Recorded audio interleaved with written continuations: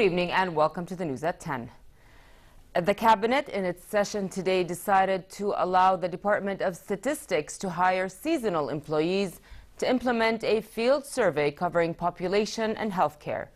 200 employees will conduct the surveys, 190 males and females who hold bachelor degrees, and 10 males who have a general secondary education certificate.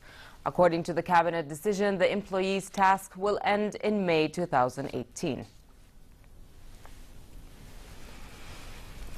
The government today emphasized that Jordan is continuing to play its leading humanitarian role towards displaced Syrians in a Ruqban camp on the northeastern border. State Minister for Media Affairs Mohammed Al-Momani dismissed as inaccurate and totally false reports that Jordan is responsible for the failure of humanitarian aid from reaching the camp, calling them baseless.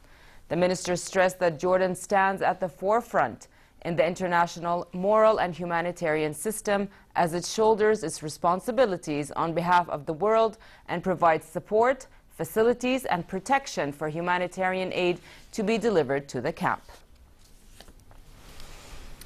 Daesh terrorist group have captured the town of Qaryatain in the eastern countryside of Hims province, part of a wider counterattack by the terrorists as they come under pressure. Qaryatain is located at a highway connecting Damascus with the ancient city of Palmyra. Syrian government forces and allied fighters took back the town from the group 6 months ago. But last week, the terrorists counterattacked government forces and fighters along the highway connecting Deir ez-Zur city to Palmyra, temporarily rendering the road impassable.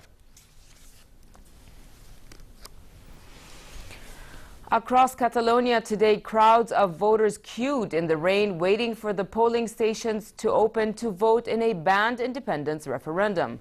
Emotional scenes played out as loud applause and cheers greeted voters in and out of the polling stations. The referendum, declared illegal by Spain's central government, has raised fears of street violence and clashes, and this is exactly what happened. Here's more. Hundreds injured in clashes in Spain as police tried to prevent voting in Catalonia's independence referendum. Police were using batons and fired rubber bullets at angry voters who were trying to enter the polling stations.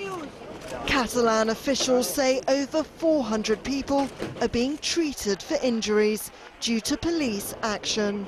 Spain's Deputy Prime Minister says police acted with professionalism and in a proportionate way.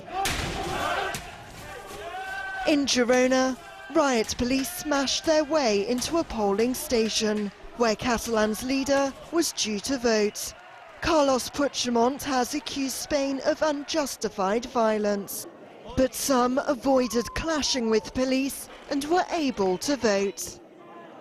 The referendum has been declared illegal by the country's central government. Pressure for the vote among Catalonia has grown over the past few years. The wealthy region of 7.5 million people has its own language and culture.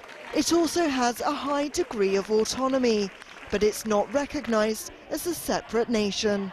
Carlos Puigdemont originally said that if the yes vote wins, the Catalan government would declare independence within 48 hours. But even if that happens, the ballot will have no legal status, as it's been blocked by the Constitutional Court. It's Madrid that has the ultimate power. Under its 1978 charter, it can suspend the regional government's authority to rule if it declares independence. 2 women were stabbed to death and their assailants shot dead. And Canadian police said they were investigating last night's violent attacks in Edmonton as an act of terrorism. A man hit a police officer with a car, stabbed him, and then later struck 4 pedestrians while driving a second vehicle. All the victims are still in hospital. Police arrested a 30-year-old suspect after his vehicle flipped over during the pursuit, and their initial statements show that they believe he acted alone. However, a Daesh flag was found in the car that struck the officer. Parisians and tourists were encouraged to stroll through the City of Lights as officials banned cars from its streets for a day. The car-free day is part of a series of environmentally friendly moves by the city mayor to reduce pollution. For the first time today, the entire city was handed over to ramblers, cyclists and rollerbladers, while only emergency vehicles, buses and taxis were allowed on the streets.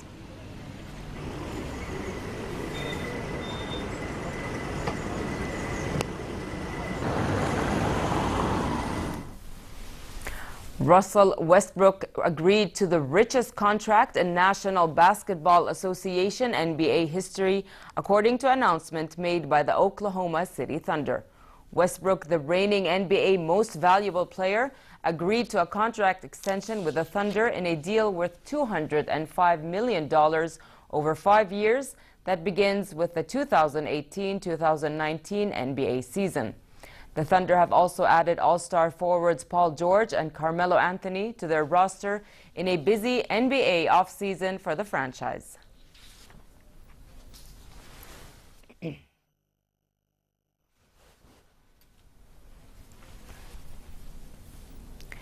Meanwhile, another famous athlete got some good news as well. Former American football player O.J. Simpson was released on parole after 9 years in a Nevada jail. Simpson was serving time for armed robbery, assault with a deadly weapon, and 10 other charges over a 2008 confrontation at a Las Vegas hotel. Simpson was approved for early parole release at a board hearing in July.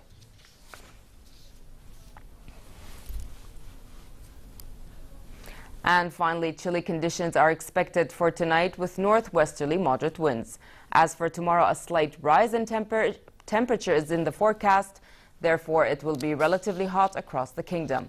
Mercury levels in Amman are expected to reach 32 degrees Celsius, while further south in the Gulf of Aqaba, hot conditions prevail with temperatures reaching 38 degrees, while winds will be northerly moderate and the seas calm.